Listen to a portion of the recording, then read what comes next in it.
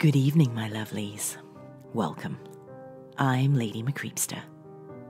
Today I have a tale for you by author SnakeTongue27 of Creepypasta.wikia. And I must say, this one did give me goosebumps. So come now, my dears. Lean in closer and we'll begin.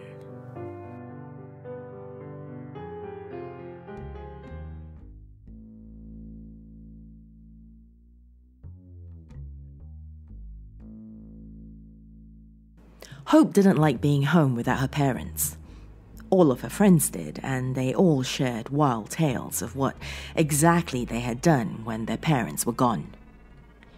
They all seemed to get a sense of satisfaction at disobeying their parents and defying their rules. Hope didn't have a rebellious streak. It wasn't that she was a goody two-shoes. It was just that her parents had always been reasonable with her, and in turn, she complied with their wishes.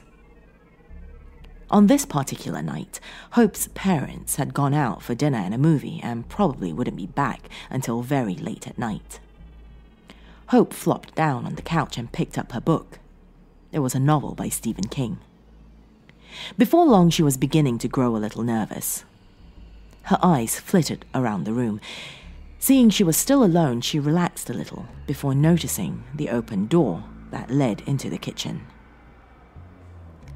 The light in the room was out, and the darkness was unsettling.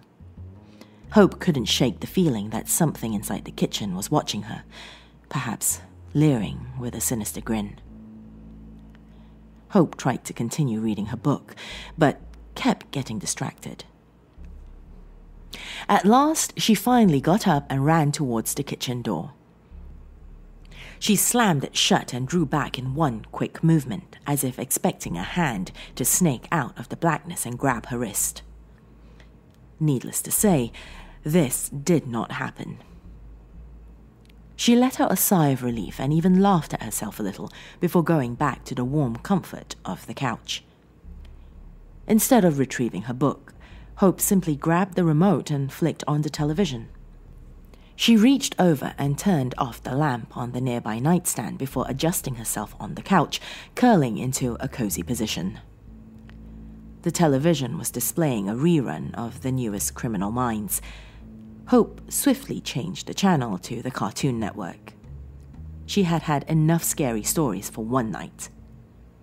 She glanced ruefully at her library book, which was now discarded on the floor. Hope slowly turned her head back to the television screen and, in her snug posture, gradually fell asleep. About an hour later, Hope was awoken by a sudden stream of light hitting her face. The light was shining in through her window. She winced and turned away, moaning softly and cursing the light for interrupting her slumber. Just as suddenly as the light had come, it was suddenly gone. Thinking that a car must have come up her street, Hope shut her eyes and tried to blot everything out, from the blaring of the TV to the gentle rain that was beginning to fall outside. The light came again, cutting through the window and illuminating the living room before shutting off once more. It seemed to be coming in short and long bursts. Hope blinked sleep from her eyes before sitting up. Why are there lights coming from outside at this time of night? She wondered to herself, and why are they coming in quick bursts like that? She eventually realized that one of her neighbors must have a faulty garage light. Thinking well of herself for having solved such a mystery, Hope turned to the television and, grabbing the remote, turned the volume up a few notches. Then, something very peculiar happened. The television shut off. The power had gone out. Power outages themselves were not uncommon where Hope lived, and it really did not surprise her. What did surprise her was how the light outside kept flickering on and off.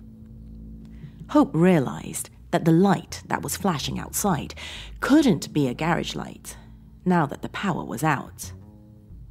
Fear welled up inside of her, and her heart began to beat fast. What if someone is trying to lure me outside? She thought. I might be being stalked by a madman. She realized that she was trembling all over, and she grabbed a blanket from the far end of the couch. That's when a more disturbing thought hit her. What if he can see me right now? Hope looked at the window, and a feeling of unease crept over her. She definitely had the distinct feeling that she was being watched. Hope made up her mind, then and there, what she would do. In a quick movement, she vaulted herself over the couch and huddled in the darkness. The flashing lights continued and seemed to grow more insistent, more impatient. Hope crawled along the floor before reaching up and grabbing the doorknob to the kitchen. She slowly turned it and slipped inside. She shut the door behind her, blocking out the flashing of the lights, but she could still see them underneath the crack of the door. She moved through the darkness and grabbed a kitchen knife from the counter. She sat down in one of the chairs at the far end of the kitchen and watched as the lights became slower, as if discouraged, before eventually stopping altogether. Relief flooded over her, and in spite of herself, she let out a smile. An hour later, Hope's parents came home. They opened the front door and were greeted with silence. They called out Hope's name and got no response. When they went into the kitchen, a ghastly sight awaited them. Hope sat in one of the chairs at the far end. A horrible expression of shock was evident on her face, and her throat had been torn into by a vicious blade. Hope's own kitchen knife lay useless on the floor beside the chair. The police came immediately after Hope's parents called and began searching the grounds around the house at once. They were very surprised to find a young teenage girl close to a ditch across the street from their house. There were multiple stab wounds all over her body, and it was quite obvious she had been murdered in the same manner as Hope. Clutched in the girl's hand was a small flashlight. She had been trying to signal for help and trying to warn whoever was inside Hope's house.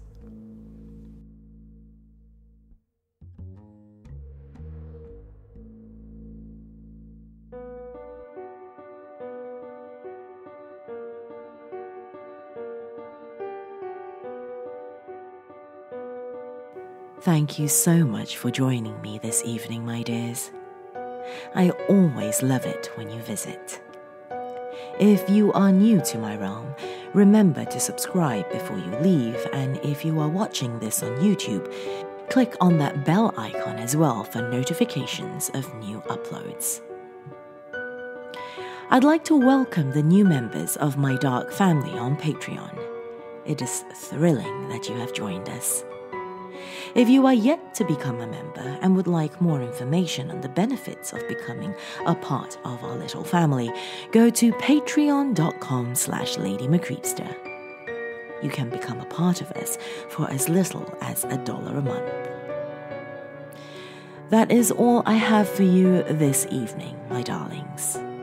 Till next time, sweet dreams.